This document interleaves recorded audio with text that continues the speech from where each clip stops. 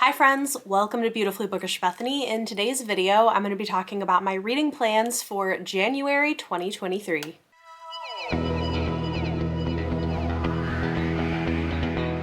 A new year is beginning and we're going to start the year off strong with a very ambitious TBR, of course. What else would I do? Let's go ahead and dive into it. I'm going to talk about all of my reading plans for the month. Will I get to everything on this TBR? No, probably not, because in addition to the TBR I'm giving you, I have a few other books I need to read as well that I can't talk about. So, you know, it's gonna be interesting. Let's start with book clubs and read-alongs. These are books that I will definitely be getting to this month. Some of the other things, books I have for review, for instance, we'll see. We'll see what I get to. First up, for my Patreon book club, we're gonna be reading Daughter of the Moon Goddess by Sue Lynn Tan. I'm really excited for this. I know Ashley at Bookish Realm really loved it. It is, I believe, a debut fantasy romance, and book 2 is coming out really soon if it's not out yet. This is the UK cover, but the US cover is also really beautiful. I'm very excited to pick this up, and I'll be reading this with patrons and channel members. Then every month, some of my higher tier patrons get to suggest and vote on books that they want to see me do a reading vlog for. So the book that I'll be vlogging for patrons and eligible channel members in January is The Undertaking of Heart and Mercy by Megan Bannon. This is another fantasy romance, although this one has like a gothic or creepy element to it where the people, or at least one of the people, is an undertaker. Should be fun. I've heard some good things. Finishing out the Graceling read-along, I will be picking up Sea Sparrow by Kristen Kishore. This is the final book in the series, and there will be a live show the first week of February over on Mel, a book fiend called Mel's channel. I'll link her down below, so go check it out. Very excited to discuss the finale. On Chapter 3 podcast, we are starting a year-long read-along of the Witcher series by Andrzej Sapkowski, beginning with The Last Wish. This is a short story collection set in the Witcher universe, and we will have a live show over on Chapter 3 podcast. This is with Leanna from Leanna's Library. Then for Blades and Bodice Rippers Book Club, which is a quarterly book club I participate in along with Mara from Books Like Whoa, Amanda from The Naughty Librarian, and Leanna from Leanna's Library, we are going to be over on Leanna's channel reading her pick. This is Lead in the Mist by Hope Mirlees. It is pre-Tolkien fantasy written by a woman, and it's got the Fae in it, so we're also going to be doing a costume party dressing up like elves. It's going to be fun. Join us. In January, I'm also planning to do a video that I'm kind of excited about. I mentioned this in one of my live streams and some people seemed interested as well, but I'm going to be reading Antigone by Sophocles, as well as 3 Antigone retellings and discussing all of them together, which I think will be fun. It's been a long time since I've read the original Antigone, and I thought it would be great because I have this arc on my TBR. It comes out in February. This is Arch Conspirator by Veronica Roth, and it is Antigone set in space, which sounds like fun, so I'll be reading that one.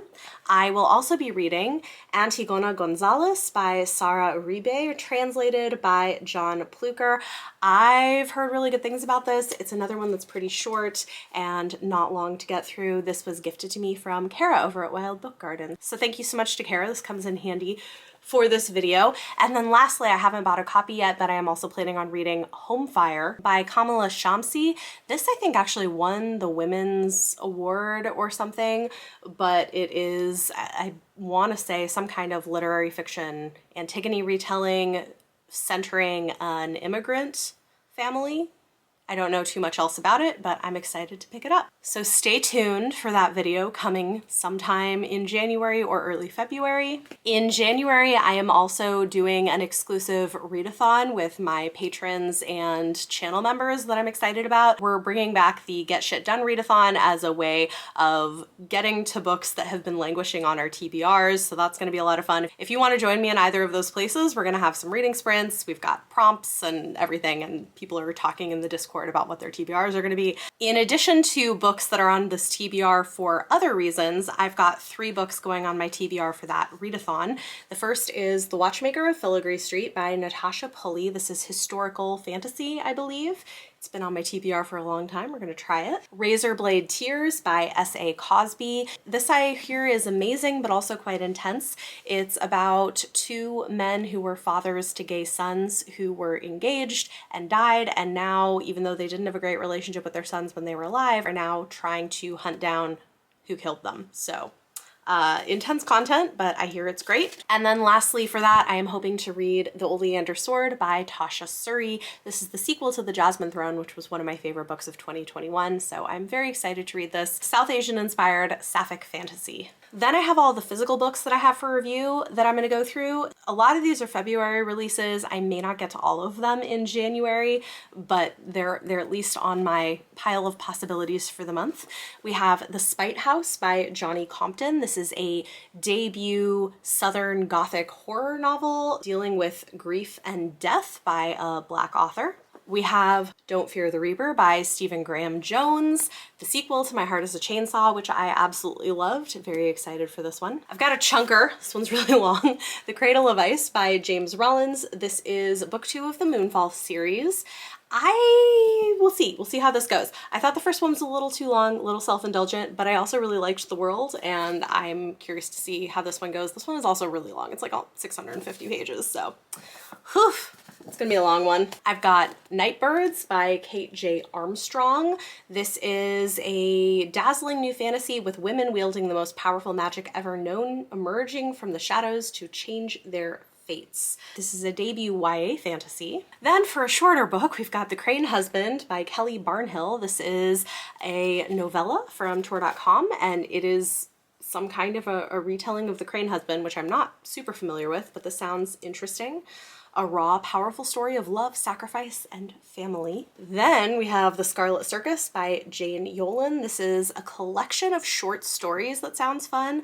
It's like romantic fantasy short stories from Tachyon Publications. They're like a small press that does sci-fi fantasy. Sent to me by the author, we've got an indie YA fantasy. This is Blue Revolution, book 1 of the Blue Sequence by S.E. Martins. Thank you to S.E. Martins for sending this. Child of Two Worlds. Setsi is a shy high school student on Earth. Sephanie is a rebelling princess on Elysion. They are the same person.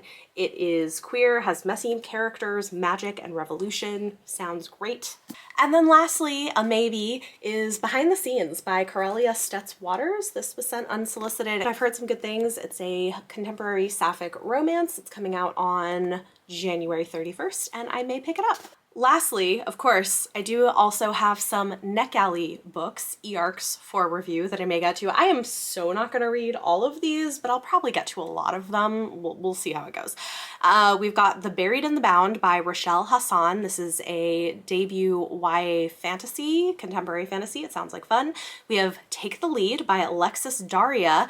This, I think, is actually a traditional publication of what was formerly indie published, someone had told me, but it sounds like fun. It's a contemporary romance based on Dancing with the Stars, if it were between a dancer and their person for that. The Severed Thread by Leslie Vedder. This is the sequel to a book that I really, really loved this year. It's a gender-flipped queer retelling of Sleeping Beauty, and it's really fun. It's like girl friendship plus a side maybe queer romance, and I don't know, it's got like Indiana Jones vibes. The first one was just a rollicking good time, and I'm looking forward to the second one. We've also got Wild Blood by Lauren Blackwood. This is her second novel, and I really liked the first one. What is this one even about? It sounded interesting. Had to change the battery, but we are back. Okay, so for whatever reason, the Goodreads app is deciding not to work, so we're gonna look on Amazon instead. But Wild Blood by Lauren Blackwood is a new fantasy novel.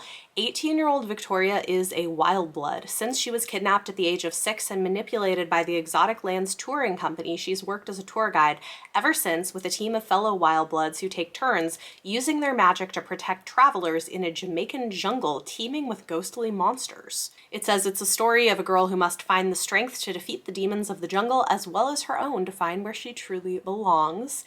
Sounds like it could be good, and I enjoyed her previous book. Then I have The Pledge by Cale Dietrich. This is queer YA horror being pitched as Scream meets Clown in a Cornfield, and it has a masked killer that targets frat boys. Lastly, we've got Where Darkness Blooms by Andrea Hanna. This is another YA horror novel. It says it's a supernatural thriller about an eerie town where the sunflowers whisper secrets and the land hungers for blood.